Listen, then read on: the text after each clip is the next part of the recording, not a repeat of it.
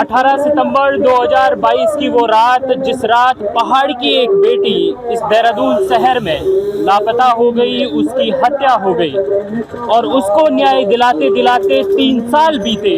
2025 में न्याय का फैसला आया और अपराधी पुलकित आर्य को आजीवन कारावास की सजा हुई।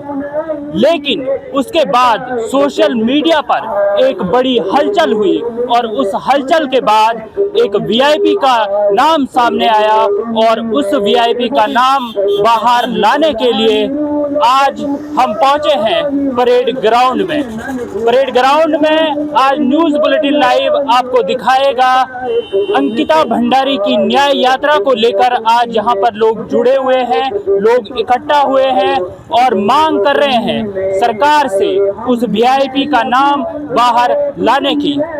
जैसा कि आप देख रहे होंगे, एक भारी तादाद में लोग इस न्याय यात्रा में जुड़ चुके हैं। अंकिता भंडारी को जो वीआईपी का नाम है उसको जानने के लिए आज मुख्यमंत्री आवास कूच करने के लिए ये भारी भीड़ यहाँ पर परेड ग्राउंड में इकट्ठा हुई है और वो जानना चाह रहे हैं उस वीआईपी का नाम, जो नाम अक्सर छुपाया गया सरकारी तंत्र के द्वारा, इस पूरे सिस्टम के द्वारा। इसी कड़ी में हम और लोगों के साथ भी बात करेंगे और लोगों के साथ भी जानना चाहेंगे कि क्या यह न्याय यात्रा आज अपने उद्देश्यों को पूर्ण कर पाएगी कि नहीं। इसी कड़ी में हमारे साथ जुड़ चुकी है अंकिता भंडारी की दोस्त की फ्रेंड रही है अंबिका रावत, जो श्रीनगर में पढ़ती थी। आइए जानते हैं उनसे कि क्या उस टाइम का वो समय था जिस टाइम। मैम, सबसे पहले आपका स्वागत है न्यूज़ बुलेटिन लाइव पे। मेरा आपसे पहला सवाल ये है कि जिस समय ये पूरी घटना हुई उस समय आप भी लगातार अंकिता के टच में थे, उनसे बातें हो रही थी। शी वाज माय सीनियर, मेरी स्कूल से थी, मेरी ही जगह से थी। जो उनका गाँव है, मूल गाँव, वो मेरे गाँव के बगल में। मेरे पेरेंट्स उनके पेरेंट्स को जानते हैं, तो मैं ये बोलूँगी कि उनके लिए आने का मेन मोटिव ये है कि अगर हमारे जो लोकल बच्चा उसके साथ ऐसा हो सकता है, अगर उसकी प्रोटेक्शन कुछ नहीं है, तो आने वाले हम लोग जानते हैं कि I do modelling and acting, हमारे लिए तो फिर वो स्कोप ही नहीं है। आने वाला बच्चा 100 बार सोचेगा कुछ भी करने के लिए, उसको न्याय मिलना चाहिए। और सोचे ना, अभी तक उसको न्याय नहीं मिला, उसकी क्या गलती थी? मैम, आपके हिसाब से क्या इस पूरे प्रकरण में उस वीआईपी का नाम छुपाया जा रहा है? फॉर श्योर छुपाया जा रहा है। आप ये बताइए, अगर पुलिस उस दिन को आपको तो बिल्डिंग पूरी खत्म कर दी, ठीक है, पोस्टमार्टम के नाम पे आपको पता है क्या हुआ है, सारी चीज़ें एक साथ, ये सारी लाइन अप है, ऐसे वाली बात नहीं है कोई भी एक चीज़ है। बट मैं ये बोलूँगी कि अगर हमें कहीं भी लग रहा है ना कोई चीज़ छुपाई जा रही है, बहुत बड़ी चीज़ का, हमें नहीं पता, मैं किसी पार्टी को नहीं बोल रही, बट मुझे एकदम हम श्योर किसी बड़ी चीज़ का, आपको नहीं लगता किसी बड़ी चीज़ का हाथ है? इतनी मैं श्रीनगर में थी जिस दिन उसकी बॉडी आई, पूरी जनता, पता नहीं कितनी जनता उसकी बॉडी को लेकर खड़ी थी कि हम आग तब लगाएंगे, पहले आप न्याय दिलाओ। इतनी बड़ी जनता का बात नहीं रखी जा सकती, पर कोई बड़ी पावर होगी ना जिसकी वजह से वो बड़ी जनता पे कुछ नहीं थी उनके सामने। मैं थी वहाँ पे, मेरे पेरेंट्स गए थे जुलूस में, इतनी बड़ी जनता थी, लास्ट में मजबूरन उसकी बॉडी को आग लगानी पड़ी क्योंकि उसके माँ बाप। जैसा कि आप सभी लोग देख रहे होंगे, इस समय अंकिता भंडारी न्याय यात्रा कूच कर रही है सीएम आवास की ओर परेड ग्राउंड से, और यह न्याय यात्रा कहीं न कहीं आज अंकिता भंडारी को न्याय दिलाने के लिए सड़कों पे उतरी है। उत्तराखंड में अक्सर यह देखा गया है, जब भी सरकार से किसी भी चीज को लेकर मांग की जाती है तो जनता को सड़कों पर उतरना ही पड़ता है ताकि उन्हें न्याय मिल सके। हमारे साथ बने रहिए इस न्याय यात्रा में। देखिए, पहले जब उत्तराखंड बनाया गया था तो एक पंक्ति चली थी कि गांव गांव स्कूल खुला लो, गांव गांव पहुंचा लो पानी। दूसरी पंक्ति चली थी पहाड़ की जवानी और पहाड़ का पानी, यानी कि पहाड़ के काम उत्तराखंड के काम आने चाहिए। लेकिन बीजेपी सरकार ने आज पहाड़ तो छोड़िए, पहाड़ बेच दिए हैं, नौकरियां बेच दी है। यहाँ ऐसी स्थिति कर दी है कि आज जो हमारी अस्मिता पर आंच आ चुकी है, हमारी बहू बेटी हम अपने ही घर में सुरक्षित नहीं है। ठीक।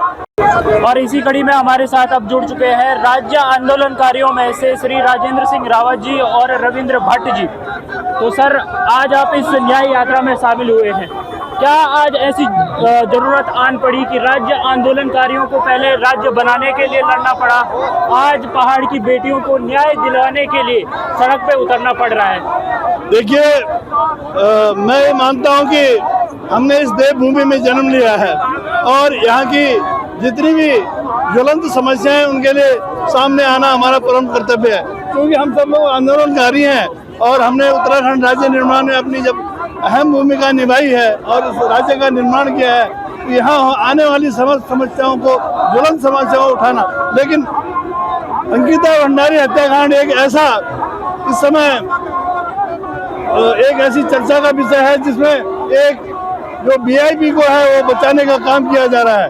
मैं कहता हूँ सत्ता से ऊपर उठ करके, राजनीति से ऊपर उठ के, मानवता के नाते जो है अंकिता भंडारी के नहीं तो जो जेल में बंद है उन्हीं का उचित रिमांड लिया जाए, वो अपने आप वीआईपी तो क्या उसका खानदान का पता बताएंगे। तमाम उत्तराखंड की जो मातृ शक्ति है वो आज सड़कों पर है अंकिता भंडारी को न्याय दिलवाने के लिए।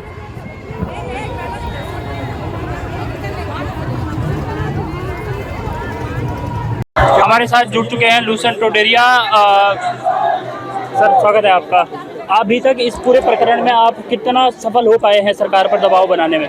देखिए, पहले दिन से ही हम इस आंदोलन में लगे हैं, अंकिता को न्याय दिलाने की लड़ाई में लगे हुए हैं। जब से अंकिता लापता हुई थी तो उत्तराखंड के लोग सड़कों पे आए थे और आज तक उत्तराखंड की जनता ने इस आंदोलन की जिम्मेदारी ली है, अंकिता की न्याय की जिम्मेदारी ली है। अगर उत्तराखंड की जनता सड़कों पे नहीं आती तो अंकिता की न्याय की लड़ाई जो है अधूरी रह जाती है। वो तो 3 लोग हैं जो सलाखों के पीछे हैं, वो सिर्फ और सिर्फ इस जनता की वजह से हैं कि जिस जनता की वजह से पुलिस पे भी दबाव रहा, सरकार पे भी दबाव रहा, SIT पे दबाव रहा और कोर्ट में भी, जिला जज में भी दबाव रहा। और हम किसी भी कीमत में, जब तक VIP सलाखों के पीछे नहीं जाएगा, हम किसी भी कीमत में पीछे नहीं हटेंगे। अब चाहे उत्तराखंड बंद करना पड़े, चक्का जाम करना पड़े, दिल्ली कूच करना पड़े, ये उत्तराखंड की जनता है। महिलाओं के नेतृत्व में अब ये आंदोलन हो रहा है, महिलाओं के नेतृत्व में हम पीछे चलने के लिए तैयार हैं। जब तक हम अपनी बहन को न्याय नहीं दिलाएंगे, हिमालय की बेटी को न्याय नहीं दिला पाएंगे, उत्तराखंड की बेटी को न्याय नहीं दिलाएंगे, तब तक हम पीछे नहीं हटेंगे। और इसी कड़ी में हमारे साथ मोहित डिमरी जी जुड़ चुके हैं। मोहित डिमरी जी, सर, अभी आपने ज्ञापन देने से मना कर दिया, तो उनकी तरफ से कौन अभी आपके बीच आए थे रिसीव करने के लिए? देखिए, सिटी मजिस्ट्रेट यहाँ पे आए तो हमने मना कर दिया। हमने कहा मुख्यमंत्री को आना चाहिए था ज्ञापन देने के लिए। मुख्य सचिव आते, गृह सचिव आते, कोई आया नहीं। हमने उनके घर के बाहर अब ज्ञापन चिपका रहे हैं, मुख्यमंत्री घर के बाहर। साथ ही हमने आह्वान कर दिया है, हम 11 जनवरी के दिन पूरा उत्तराखंड बंद करने जा रहे हैं। इस बीच 1 हफ्ते में हम तैयारियां करेंगे, तमाम व्यापारी संगठनों से बातचीत करेंगे, इसमें सहयोग करें। इस बीच पूरे उत्तराखंड में मसाज जुलूस निकाले जाएंगे, लोगों को जोड़ा जाएगा इस मूवमेंट से, हर एक घर तक आवाज़ पहुंचाई जाएगी, हर एक महिला को, हर एक व्यक्ति को इस मूवमेंट से जोड़ा जाएगा, क्योंकि ये सवाल हमारी महिलाओं की सुरक्षा से जुड़ा हुआ सवाल है, उनके भविष्य से जुड़ा हुआ सवाल है। इसमें हर एक व्यक्ति की भूमिका है, उसका अपना आंदोलन है, उसका अपने भविष्य का आंदोलन है। इसलिए लोग इसमें जुड़ रहे हैं, लोग आ रहे हैं और ये लड़ाई निर्णायक मोड़ तक पहुंचेगी। और वो VIP जब तक जेल के अंदर नहीं होंगे, ये जनता चुप नहीं बैठेगी, इसी तरह आंदोलन करेगी, सड़कों पे संघर्ष करेगी। सर, ज्ञापन में आपने कौन कौन सी मुख्य बातों को सम्मिलित रखा हुआ है? देखिए, मुख्य बातें तो यही है कि जो VIPs के नाम सामने आए हैं, 2 लोगों के, दुष्यंत कुमार गौतम और अजय कुमार, इनको FIR दर्ज होने के खिलाफ, इनको कानून के कटघरे में खड़ा किया जाए। जो ऑडियो कॉल आए हैं उनकी फॉरेंसिक जाँच होनी चाहिए। तमाम तरह से इनके खिलाफ सबूत सामने आए हैं। इनको किसी भी सूरत में इनको आप इसलिए नहीं छोड़ सकते कि आपके अपनी पार्टी के नेता हैं, चाहे वो कोई भी कितना बड़ा नेता हो, आप उसको कानून के दायरे में लाइए, उसके खिलाफ जो सबूत आए हैं उसकी जांच कीजिए। हम इतना चाहते हैं। और VIP चाहे इनके नाम आए हैं, चाहे और भी लोग हो सकते हैं, उनको आप किसी भी तरह से आप उनको बचाने की कोशिश करेंगे तो लोग चुप नहीं बैठेंगे। और ज्ञापन में हमने ये लिखा है, मुख्यमंत्री पर भी आरोप लगे हैं कि उन्हें CBI जांच नहीं होने दी है, इसलिए उनको भी नैतिकता के आधार पर, मुख्यमंत्री को भी नैतिकता के आधार पर इस्तीफा देना चाहिए।